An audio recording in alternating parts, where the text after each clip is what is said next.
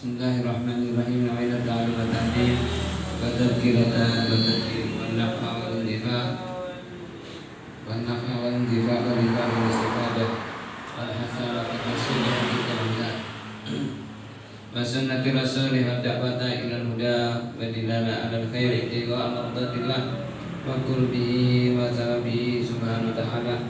Bismillah, alhamdulillah, wassalatu wassalamu ala rasulillah sayyidina Muhammad ibn Abdillah wa ala alihi wa sahbihi wa man wala wa la hawla wa la quwwata illa billah.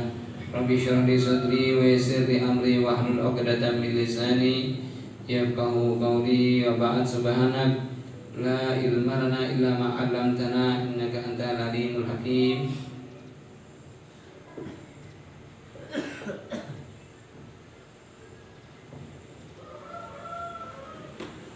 Kita lanjutkan dalam kajian Sabtu pagi, kita mengkaji kitab Nasaihud Diniyah karya Imam Qudul Irsyad Ghazil Badrul Bilad Al-Habib Abdullah bin Al-Haddad.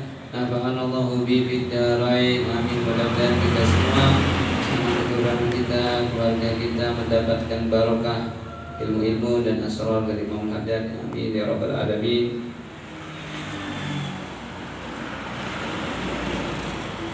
Melanjutkan dari pelajaran yang lalu, yaitu pentingnya menjaga sholat dan menjaga keluarga anak istri untuk selalu memperhatikan, menjaga dan memperbaiki sholat-sholatnya.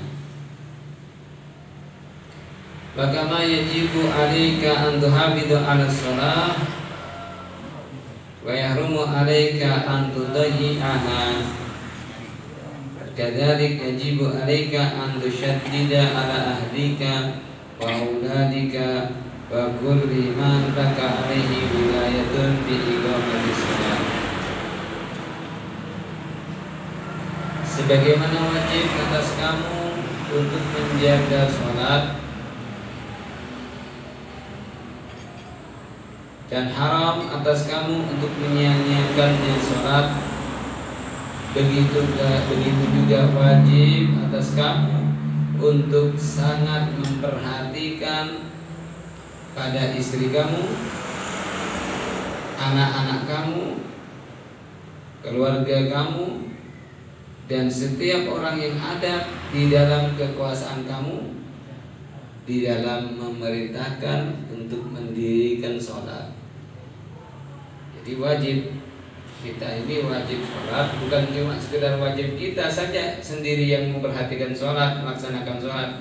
Anak, istri, dan pembantu yang ada di rumah kita juga harus kita perhatikan sholat. Harus kita juga mengingatkan, menjaga sholat-sholatnya mereka. Dan ini termasuk hal yang sangat penting. Jangan sampai kita mengerjakan sholat tapi anak istri tidak mengerjakan sholat, ditinggalkan. Bisa jadi itu adalah sebab di hari akhirat kelak, ketika kita menghadap kepada Allah, anak dan istri akan menuntut suami yang sebenarnya masuk ke dalam surga bisa ditarik masuk ke dalam neraka karena sebab tuntutan dari anak istri yang tidak diajari untuk mengerjakan sholat. Makanya dalam Al-Quran Karim Allah menyebutkan, ya ayyuhalladzina amanu qu anfusakum wa ahlikum nara. Wahai orang-orang yang beriman, jaga diri kalian dan keluarganya kalian daripada azab api neraka. Imam Ali bin Abi Thalib, Sayyidina Ali menyatakan, jaga keluarga kalian dan diri kalian daripada azab neraka dengan cara alim bunul khair ma yunjihim minan nar. Ajari keluarga, ajari dirinya dan keluarganya untuk selamat daripada azab api neraka dengan ajari kebaikan ilmu-ilmu, yakni ajari sholat,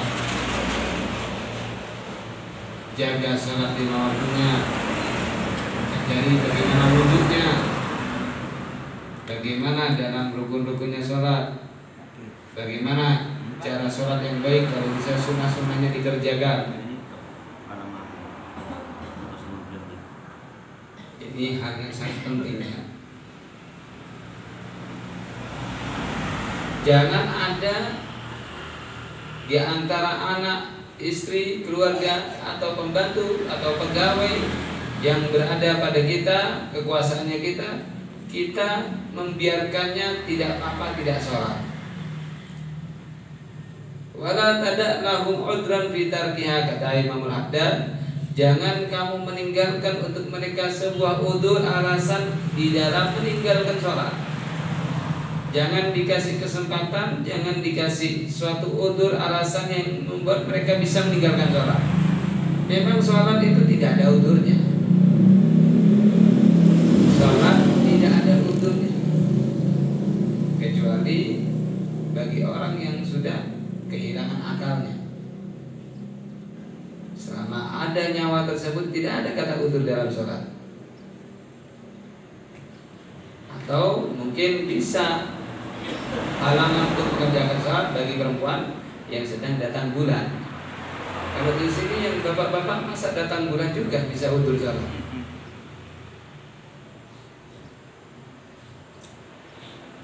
Kalau bapak-bapaknya ini datang bulan juga udzur sholat. Jangan kalian meninggalkan bagi mereka sebuah udzur bisa untuk meninggalkan sholat. Wa man lam yasma' minhum wa yata fahadidhu wa aqidhu. Dan barang siapa yang tidak mendengar, ini sudah diperintahkan sholat. Ajari anaknya sholat, istrinya sholat, dibangun, diingatkan ayo sholat. Kalau bisa biasakan anak istri kita sholatnya berjamaah. Kalau ada istrinya belum sholat, anaknya juga belum sholat, suruh berjamaah. Jangan kerjakan sendiri-sendiri. Kadang-kadang di antara keluarga-keluarga ini mengerjakan sholat, abahnya sholat sendiri, istrinya sholat sendiri, anaknya sholat sendiri. Kalau bisa jaga sholat, baguskan sholat dengan berjamaah juga. Dan siapa keluarga, anak, istri atau pembantu yang tidak mendengarkan, pegawai tidak mendengarkan, sudah diingatkan, sudah diajari untuk sholat tidak taat, maka fahadidhu akibhu, ancam dia, beri hukuman padanya. Kalau untuk sholat tidak ada kompromi, ini masalah yang paling penting. Diibaratkan kepala dalam jasad, manusia tidak akan bisa hidup tanpa kepala. Begitu juga tidak ada Islam, tidak ada iman, yang tidak ada sholat di dalamnya. Kata Nabi SAW, la khaira fi dinin la ruku'ati. Tidak ada bagusnya agama yang seseorang yang tidak ada sholatnya di dalamnya. La hadda fi Islam man taraka shalah. Tidak ada bagian bagi orang-orang Islam yang bisa meninggalkan sholat. Jadi kalau ada anak, istri, pegawai, pembantu yang ada di kekuasaannya kita sudah ingatkan untuk sholat, kita ajari sholat, yakni kita beri waktu untuk sholat, kita perintahkan sholat, tapi tidak mendengarkan, tidak mentaati, maka ancam, maka beri hukuman. Kalau anak istri, misalkan anaknya tidak sholat, kasih hukuman. Kasih hukuman apa itu? Mungkin suruh ngeras kamar mandi misalkan, atau disuruh nyapu, atau hukuman-hukuman apa yang sekiranya membuat kapok agar dia mengerjakan sholat. Bukan sekedar dihukum saja, juga disuruh untuk segera mengerjakan sholat. Begitu juga pegawai-pegawai atau pembantu-pembantu, perintahkan sholat. Kalau sudah diperintahkan sholat masih saja diperhatikan tidak mengerjakan sholat, maka beri hukuman, beri ancaman.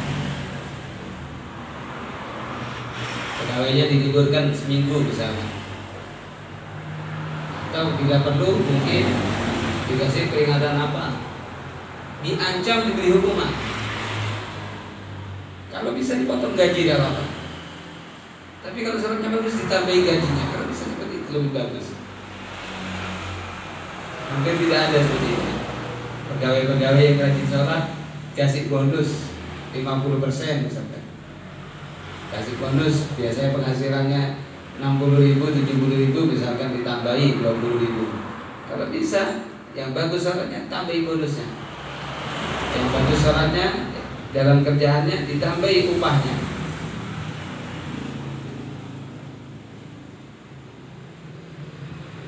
Kalau misalkan sudah diberi peringatan, sudah diingatkan, sudah diajari untuk mengerjakan sholat, dikasih waktu,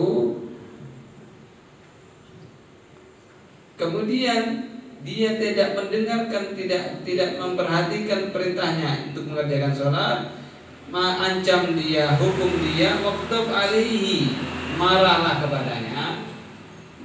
kepadanya dengan marah yang asyadda wa adham, sangat marah, sangat besar marahnya, melebihi daripada apa-apa marahnya kamu jika hilang daripada barangnya kamu atau rusak daripada barangmu.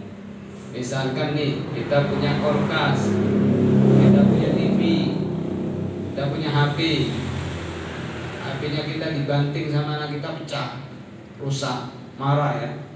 Habis 10 juta dibanting. Kalau piring nggak apa-apa dibanting, jelas murah dibanting. Ini HP iPhone ini. Apa Promax? iPhone Promax. Kalau sudah beli asal lambung naik, 20 juta harganya. Saya dikabari yang beli itu, beli Promax, beb sakit perut, mahnya naik. HP seperti ini dibanting, marah. Oh, ini bukan murahan ini, susah payah beli, marah.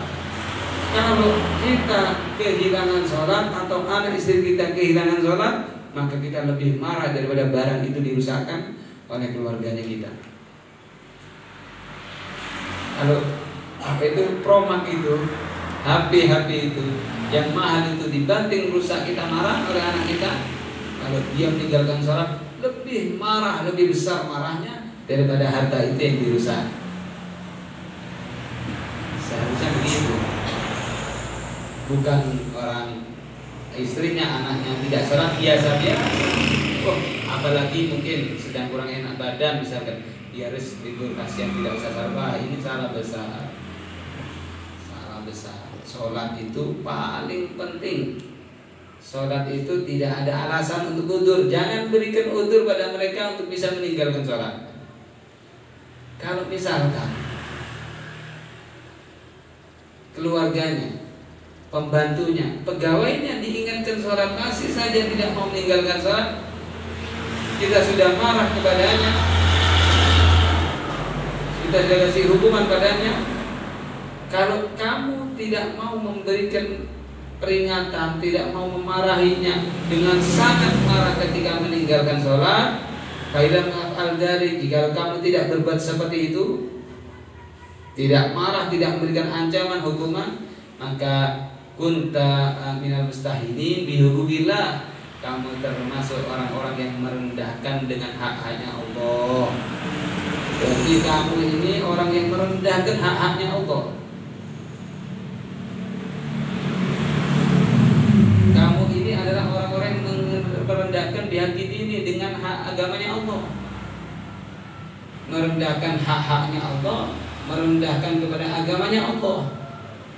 Sholat ini begitu luar biasa, perintah sholat sampai berbeda dengan perintah ibadah yang lain. Rasulullah diperintahkan langsung menghadap kepada Allah. Untuk Isra Mi'raj dikasih oleh perintah sholat 5 waktu. Nabi SAW, umat Nabi SAW diwajibkan sholat 5 waktu yang pahalanya seperti sholat 50 waktu. Kaum terdahulu itu sholatnya 50 waktu. Ya, Bani Israil itu dulu sholatnya 50 waktu. Nabi SAW umatnya dikasih keringanan 5 waktu, tapi setiap waktunya seperti mendapatkan 10 kali lipat pahala. Manja bil hasanati falahu asyru amsalihha. Ini oleh-oleh yang paling luar biasa untuk umatnya Nabi Muhammad SAW, sholat 5 waktu.